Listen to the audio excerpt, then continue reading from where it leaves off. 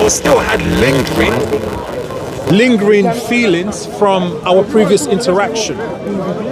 Not because of him, because I'm not going to hold anger against him. And at the end of our discussion, I shook his hand, put my hand on him like that, and for me it was done. But when I was getting certain feedback from obviously people supporting him, if you want to put it like that, who were coming at me with negativity. Someone said that they will slap you, which I didn't hear. No, but I will explain all that. So people were coming at me with negativity after that. Yeah. That made me in a position where, although I spoke with Ali last week, the second week, Yes.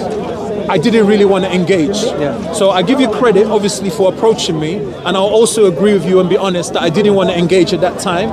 I just put my hands up on that. Now, in terms of what happened on the day, I will explain. Number one, there was something that happened on the day, literally minutes before the video with Ali started, that was not included in that video. And there were also things from my personal life and my experience that made me resentful, suspicious, and let's say have a low patience of, I wouldn't even say Muslims, more like situations where I see maybe Arabs are picking on someone from my race. So automatically I was in a position where I wanted to fight. Do you know what I mean? And then that came and involved itself with Ali, which had nothing to do with Ali really. But Ali was just coming in, he didn't see what happened, and that's where it was. So you can ask me what happened, because I've been speaking for a long time. No. It's, you know what it is, Mike, yeah? What you say I can relate to, because you know why? Let me just take my glass off so we can have eye-to-eye contact. Me personally, Mike, since I came to Islam, there is no one that has... born a Muslim? I wasn't born a Muslim. Well, in the religion we believe it. Oh, right, yeah, okay. But my dad's agnostic, my mum's, she believes, she's an Alawi. They were set. I always believed in a higher power. I always believed in God. But since I came to Islam, there is no one that has made me suffer as much as the Muslims. Now, you might be thinking, what do you mean by that? Look, we know we have certain enemies. The far right, some extreme Shias, not all, Ahmadis, Zionists, you name it. We have a lot of enemies. And I expect from them, because it's your enemy, you know what to expect from your enemy. But when you get hit from the back, it hurts more. Because you're expecting it from the front. When somebody comes and hits you from the back, it hurts more. So to me, when it came to marriage, I suffered racism. I was rejected based on not being a specific culture. And these are Muslims. These are Muslims that are saying no to me, and I'm saying to them, look, I'm a Muslim as well. No, but you're not from our background. So I've been beaten in that way, not literally, many times. Even in this very park, I've been oppressed by certain Muslims, who come here, name call, do a variety of other stuff. So I have seen it. So I know where you're coming from, to a point where if there was any reason, if I was to leave Islam, it would never be because of the Quran or a hadith, it would be because of Muslims. I'll make that very clear. It's not a reason to, but we are human beings, we're emotional. Yeah, we're human beings. If you continuously, I'll be honest with you, if I continuously get bullied by the Mexicans, I'm going to be apprehensive towards Mexicans. I'm not going to have tolerance towards Mexicans. I have to be real. I don't give a damn. Allah says in the Quran, speak the truth, even if it's against yourself or your kin. You know what that means? That means if I know my friend came, and my friend is my Muslim brother, let's say, and I know him for 20 years. If I know he's wronged you, I will tell him, brother, you're wrong. I don't care if I know you. I don't care if you're my Muslim brother. I don't care if my mom and my family know you. You are wrong. Because this is justice, and we need to uphold justice. So when you came to me, and when I saw that, obviously I didn't know the full picture, and I have to blame myself, because at the end of the day, I came shouting as well. If you remember, I came shouting. If you remember, do you get it? What happened is this. Let me just speak quickly. And there is a video of the entire incident. Yes. So what happened was Lamin, Yes. who I'm going to apologize to as well, because I disrespected him, called him names. Lamin was debating another man who's like Jamaican. He was not the most. He was not he doesn't speak like you, for example. Maybe he doesn't even speak like me. He was struggling to actually speak words, let alone to speak his opinion. He had a bit of a stutter. And what I saw from standing and watching them, it was never my plan to get involved. I didn't come there to, But you saw Muslims bullying him. Yeah, I came and there was 2 black people surrounded by a number of people, a group of Muslims, and a lot of them were Arab people. I'm just guessing because they look like Arabs. And what I saw was from me standing in the crowd and people not knowing that I wasn't an Arab, people thinking that I was one of them. We're all one and the same, don't get me wrong. But I heard people mocking him. So while he's trying to, Lamine asked him a question, he's trying to speak, they're shouting him down, they're not letting him speak. That was number 1.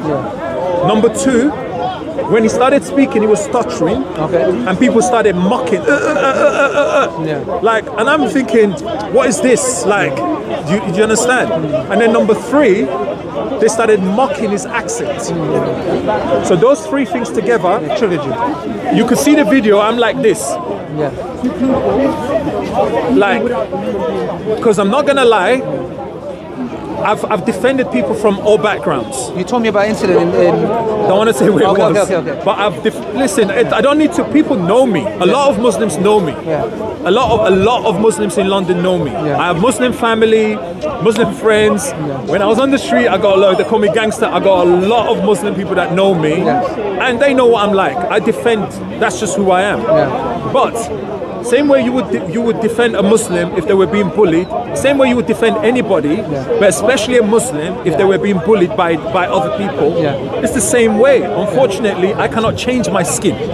I am what I am. Even if I said, oh, I am whatever, I'm still gonna be what I am. So when I'm there and I'm watching a black man being bullied and he cannot defend himself, at some point I'm like this, and then the next minute I didn't even plan it. I don't know what happened. I just stepped in, and I straight away I said, "Listen, bro, stop. You don't need to keep talking, because basically people are bullying you. You don't need to keep trying to justify yourself.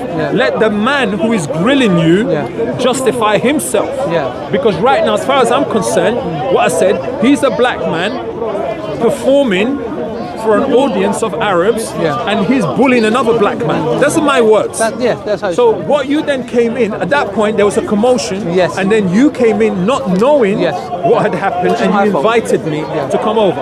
That's definitely your fault, because you could have asked me what's going on. I apologize for that. So from there, me and you went into another discussion. We went into another discussion, but that discussion, we moved from one location, we moved to another location.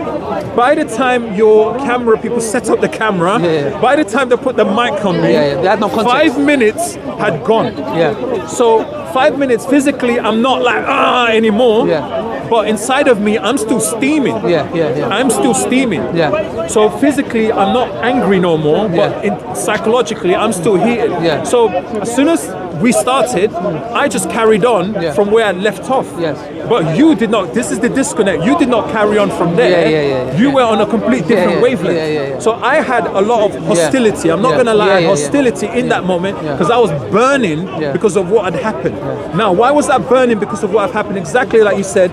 I'm not going to go into details, but I've had my experiences of deep racism with people, I would say, from a specific region. And you're probably right. And that made me have that hostility, and that's what made me in that moment react the way I did.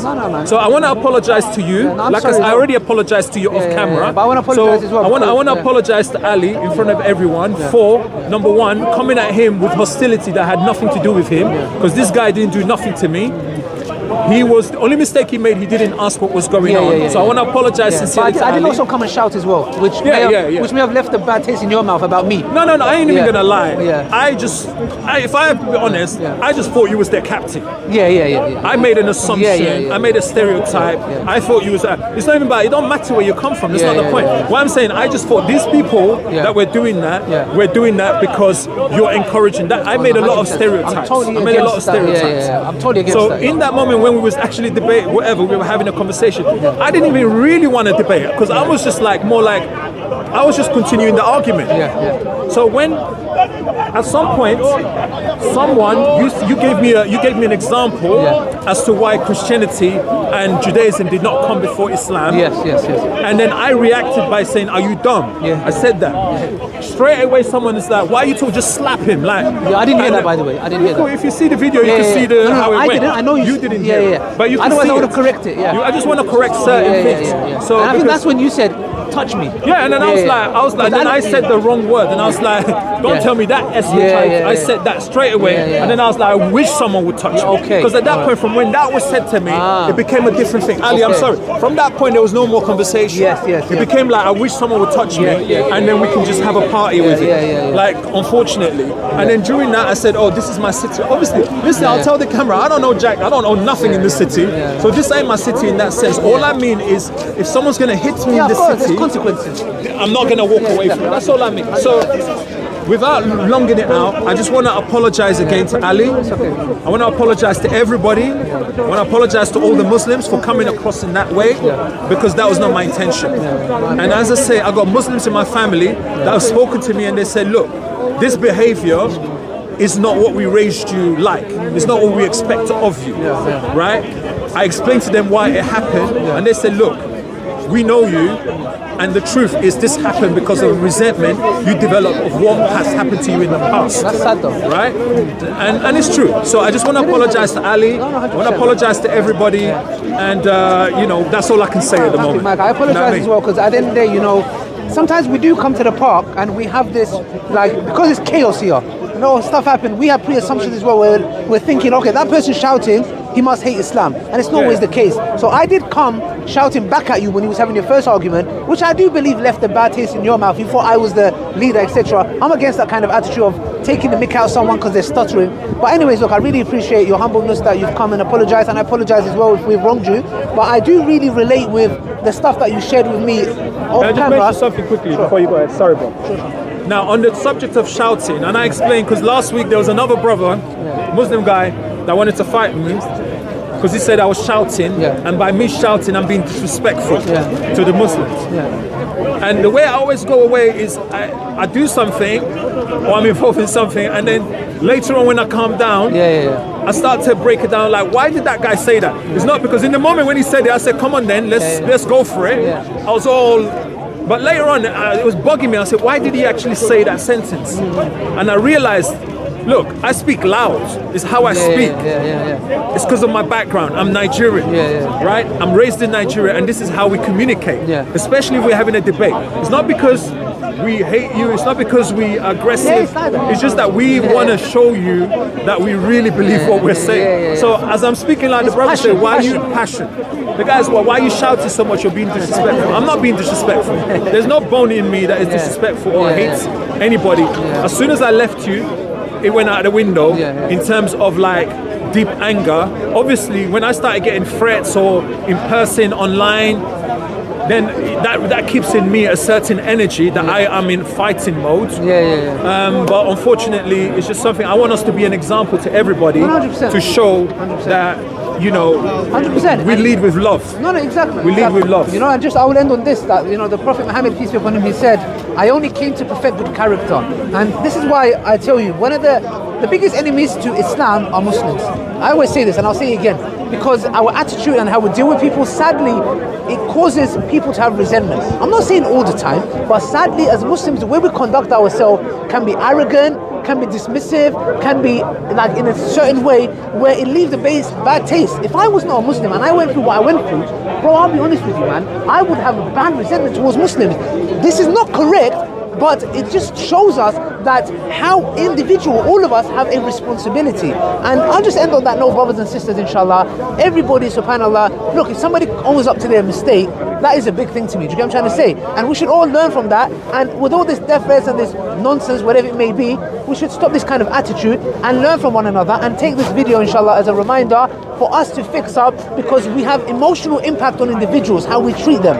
So inshallah, that's it, Mike. Thank you, man. It's a pleasure. We're always going to have a relationship. I always do. Look after yourself. It was a pleasure, man. I really, really appreciate it. And brothers and sisters, hope you enjoyed this video. Please share it. because at the end of the day, so people can now understand the context, what exactly happened, why it happened, and we can learn from that, inshallah. And we'll probably see more of Mike on Salam Corner. Until next time, assalamu alaikum wa rahmatullahi wa barakatuh. Yeah? Bro, you know the